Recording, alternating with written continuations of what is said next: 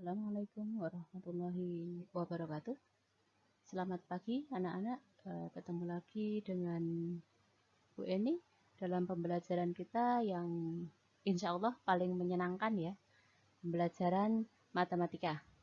Baik, sebelum kita mulai pembelajaran, mengawali pagi hari ini kita mulai dengan berdoa menurut agama dan kepercayaan kita masing-masing. Yuk, berdoa silakan.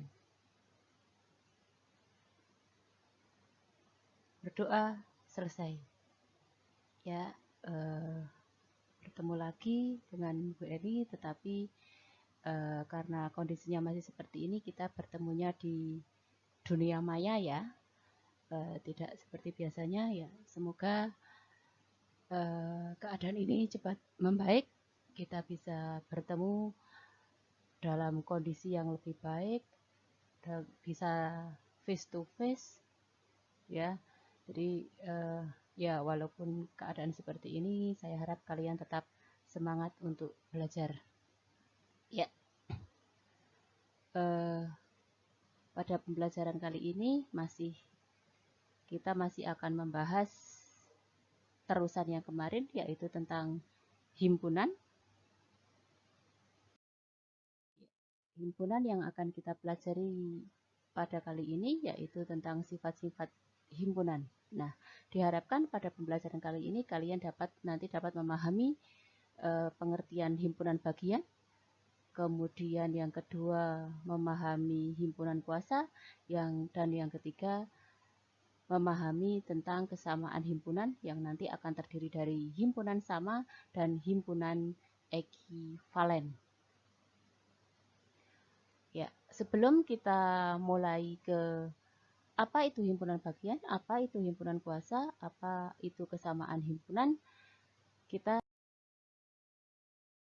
materi kemarin yang materi pada minggu lalu ya, karena itu nanti akan kita jadikan dasar untuk menguasai materi pada kali ini, yaitu tentang diagram Venn. Masih ingat? Yuk, siapkan selembar kertas, alat tulis, dan oret-oretan. Ya, yang pertama nanti tugas kalian menggambarkan diagram Venn. Jika Bu Eni punya himpunan E, himpunan Y, dan himpunan S seperti yang tertera di layar ya, silahkan kalian gambarkan diagram Venn-nya. Ya, setelah kalian gambar di selembar kertas, kemudian nanti kertasnya difoto dan fotonya diupload di kolom komentar di bawah layar berikut. Ya, itu materi prasyarat yang pertama. Selain harus mengingat tentang diagram Venn, kalian juga harus mengingat himpunan semesta. Ya, dibuka-buka kembali bukunya. Apa itu himpunan? Bu Eni punya himpunan U 9, 18, 27, 36, dan seterusnya. Silahkan kalian tulis satu saja yang menjadi himpunan semesta dari himpunan U. Kemudian yang kedua, kalau Bu Eni punya himpunan O, himpunan yang anggotanya bintang laut, gurita, dan seterusnya, silahkan kalian juga tulis satu saja himpunan semesta dari himpunan O. Kardinalitas himpunan, masih ingat? Harusnya masih ya, kemarin sudah kita bahas. Nah, jika Bu Eni punya himpunan B, anggotanya seperti yang tertera di layar, silahkan kalian tuliskan berapa anggota himpunan dari himpunan B. Ya, jadi ingat sebagai materi prasyarat kalian di kertasnya tadi yang pertama tentang menggambar diagram Venn, yang kedua menyebutkan himpunan semesta dari suatu himpunan, dan yang ketiga menentukan kardinalitas himpunan. Ya, baik. Sampai di sini paham ya? Jadi tiga materi ini yang akan kita jadikan dasar untuk pembelajaran berikutnya. Yuk, baik. Kita mulai pembelajaran ini. sifat-sifat himpunan. Yang pertama mengenai himpunan bagian. Himpunan A merupakan himpunan bagian dari himpunan B jika dan hanya jika. Perhatikan ada kata-kata jika dan hanya jika. Maka akan berlaku dua arah. Kalau hanya satu arah saja, nanti tidak akan memenuhi syarat. Jika apa? Jika dan hanya jika setiap anggota A merupakan anggota B. Jadi semua yang tertulis, semua anggota A harus merupakan anggota B. Nah, notasi dari himpunan bagian ini ya. Himpunan bagian disebut juga sebagai subset. Perhatikan contoh. Bu ini punya himpunan S. Himpunan S misalkan himpunan semua siswa kelas 7 SMPN 3 Kaloran. Kemudian A himpunan semua siswa kelas 7A. Yang 7B jangan meri ya, kemarin sudah contoh 7B, sekarang 7A.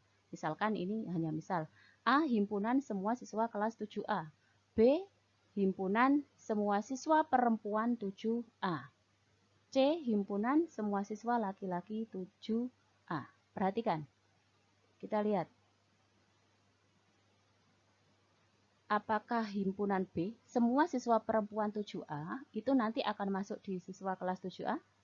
Tentunya iya ya, karena kelas 7A itu nanti terdiri dari siswa perempuan dan siswa laki-laki. Nggak ada yang berkelamin ganda ya. Ya.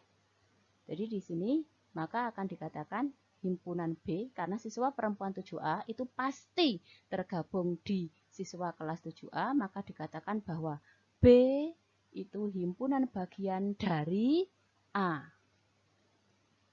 Kita lihat lagi, C. Apakah C himpunan siswa laki-laki 7A? Tidak. Tidak apa ya? Ya. Maka di sini C adalah siswa 7A. Gitu ya. Jadi apa? C karena siswa laki-laki juga masuk ke kelas 7A, maka dikatakan bahwa C himpunan bagian dari A.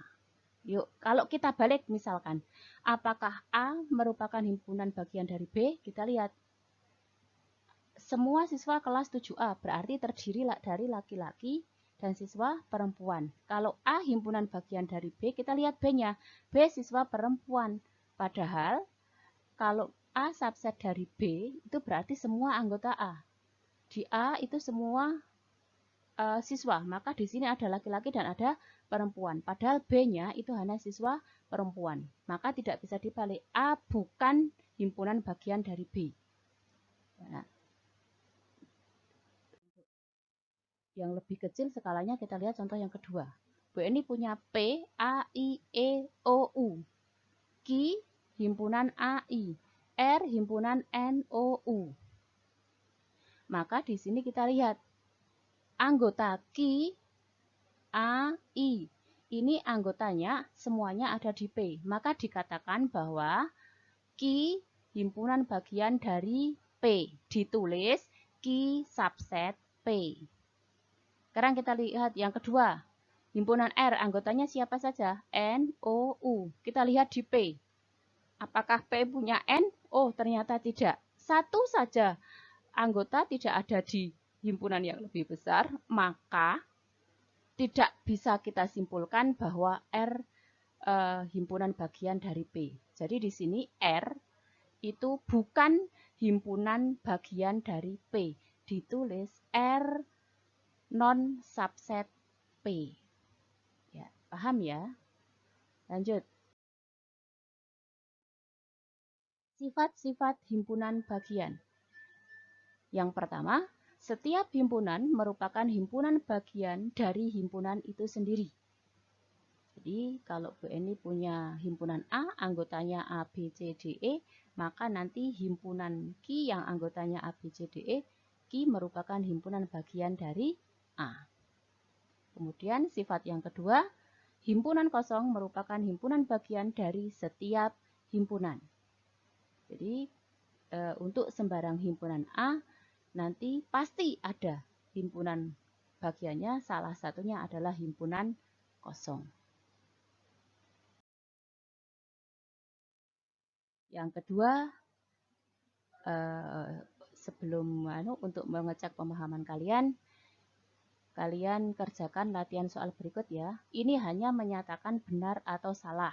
Jadi latihan ini nanti ditulis di selembar kertas yang masih sama dengan kertas tadi yang kalian yang menggambar diagram Venn, kemudian menyebutkan himpunan semesta, kemudian menentukan kardinalitas himpunan, ditambah yang ini nyatakan benar atau salah. Hanya ada berapa poin A, B, C, D, E, berarti ada 5. Jadi ada 4 bagian latihan soal. Silahkan kalian tulis di selembar kertas dan difoto, kemudian diunggah dari dalam komentar di bawah layar berikut. Ya. Lanjut, masih semangat ya? Himpunan kuasa.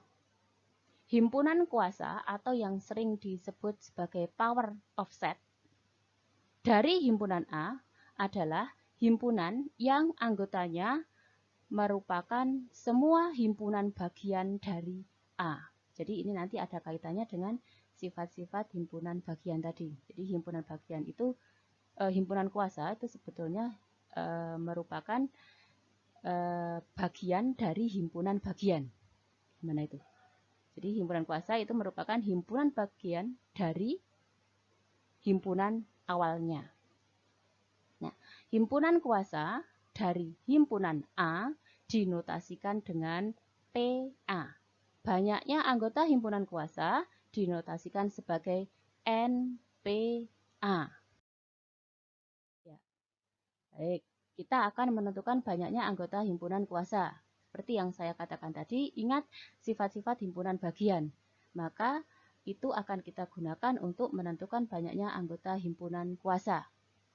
Contoh misalkan, Bu Eni punya himpunan K, merupakan himpunan kosong. Kita lihat banyaknya anggota K ada berapa. Karena himpunan kosong itu tidak punya anggota, maka banyaknya anggota adalah 0. Himpunan kuasanya merupakan himpunan itu sendiri. Siapa? Himpunan kosong. Banyaknya anggota himpunan ada berapa? Ada 1, yaitu himpunan kosong. Kemudian, contoh yang kedua, kalau Bu Eni punya himpunan P. P adalah himpunan A. Ya, di sini anggotanya A. Ada berapa anggota dari P? Ada 1. Siapa? A tadi. Nah, kita akan menentukan himpunan kuasa dari himpunan P. Siapa saja?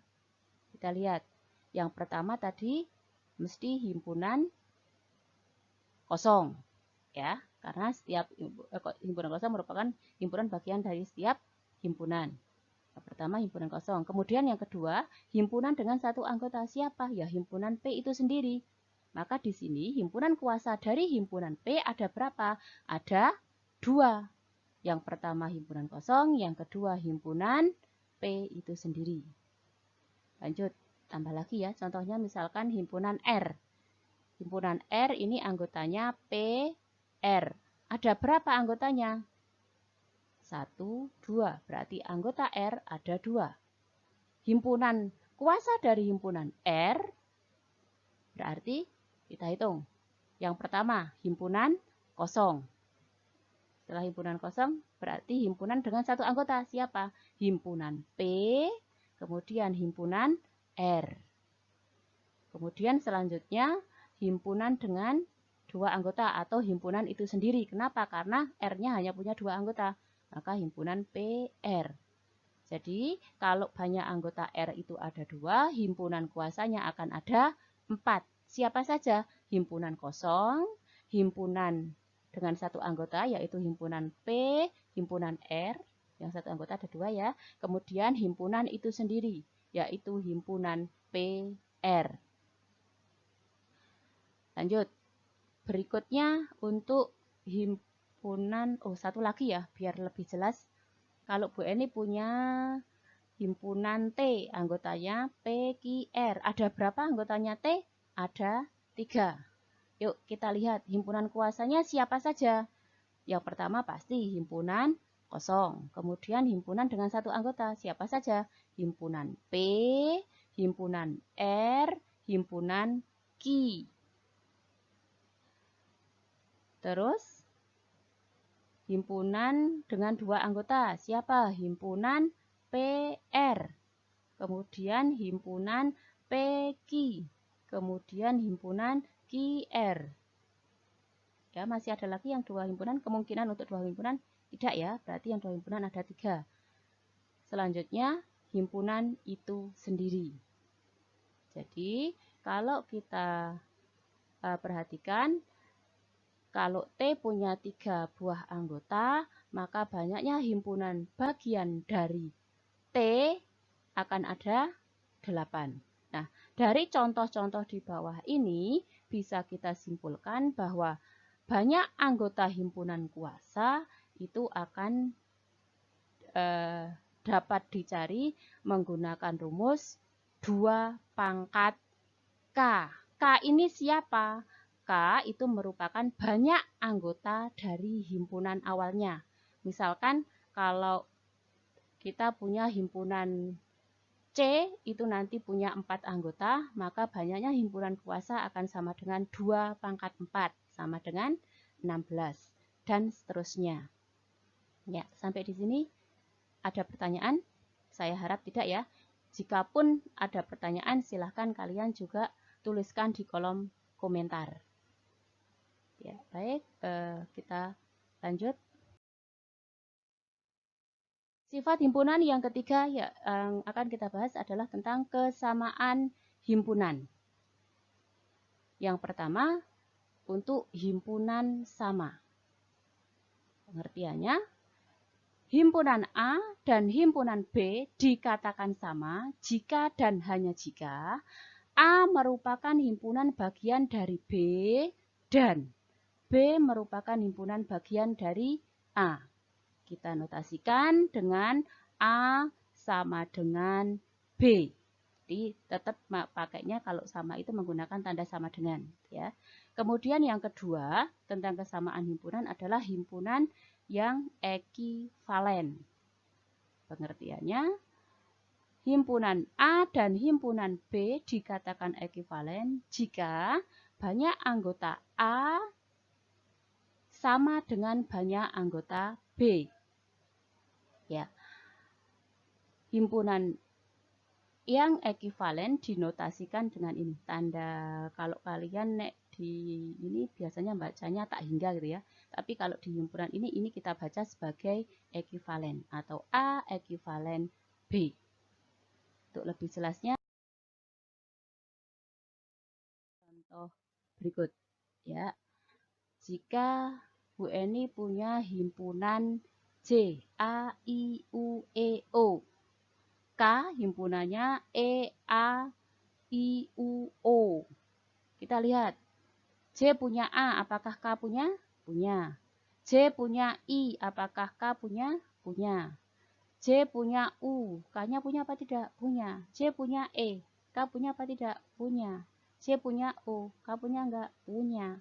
Maka di sini semuanya sama, semuanya baik di J dan K itu semuanya anggotanya sama dan banyaknya anggota juga sama. Maka dikatakan di sini bahwa himpunan J sama dengan himpunan K. Ditulis J sama dengan K.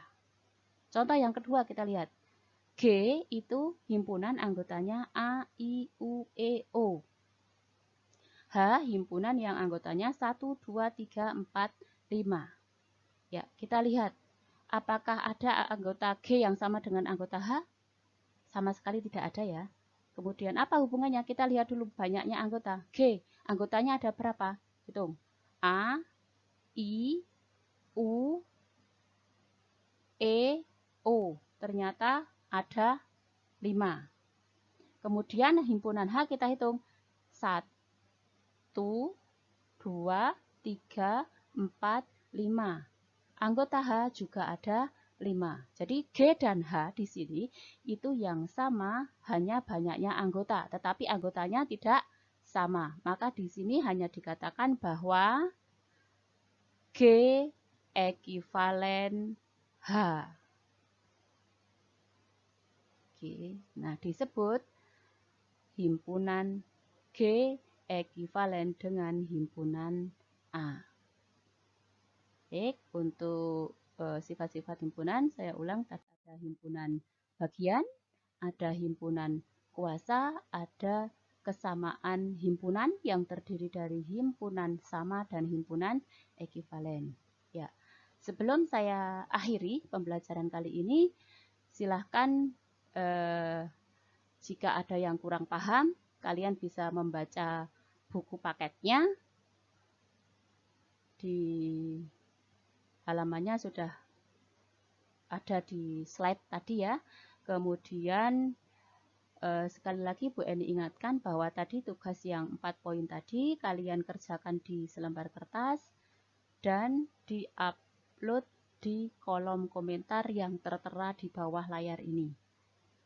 Ya, sebelum saya akhiri pesan Bu Eni, walaupun keadaan kita seperti ini, Bu Eni harap tetap semangat belajar dan tetap jaga kesehatan. Sekian, wassalamualaikum warahmatullahi wabarakatuh.